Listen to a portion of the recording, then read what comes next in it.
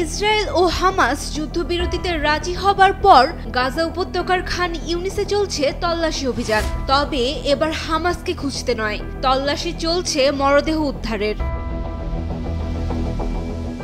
ভারী খননযন্ত্রের সাহায্যে মাটি খুঁড়ে ধ্বংসস্তূপে ইসরায়েলি জিম্মিদের দেহাবশেষ খুঁজে বের করার চেষ্টা চালাচ্ছে হামাস। সব মশার বিরুদ্ধে সুরক্ষা দিতে এলো বসুন্ধরা এক্সট্রিম অ্যারোসল, মশার বিরুদ্ধে এক্সট্রিম সুরক্ষা। ইসরায়েল হামাস যুদ্ধবিরতি চুক্তির প্রথম ধাপের অংশ হিসেবে এসব দেহ ফেরত দেওয়ার কথা ছিল। হামাস এক বিবৃতিতে জানিয়েছে তারা চুক্তির শর্ত পূরণে সম্পূর্ণ প্রতিশ্রুতিবদ্ধ।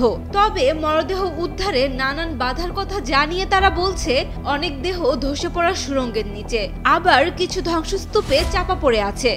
উদ্ধার কার্যের জন্য প্রয়োজনীয় সরঞ্জাম না থাকায় কাজে বিলম্ব হচ্ছে। অন্যদিকে ইসরায়েল জানিয়েছে তারা দেহ হস্তান্তরের জন্য একটি সময়সীমা নির্ধারণ করবে। এরই মধ্যে দেশটির পররাষ্ট্রমন্ত্রী গিডিয়ন স্যার অভিযোগ করেছেন হামাস চাইলেই দ্রুত মরদেহ হস্তান্তর করতে পারে। এ পর্যন্ত হামাস 9টি দেহ হস্তান্তর করেছে, তবে 10ম দেহটি ইসরায়েল জানিয়েছে তাদের তালিকাভুক্ত জিম্মিদের কারো নয়। বিনিময়ে ইসরায়েল ফেরত দিয়েছে 120 ফিলিস্তিনির দেহাবশেষ। Sayem Akter, Daily Sun.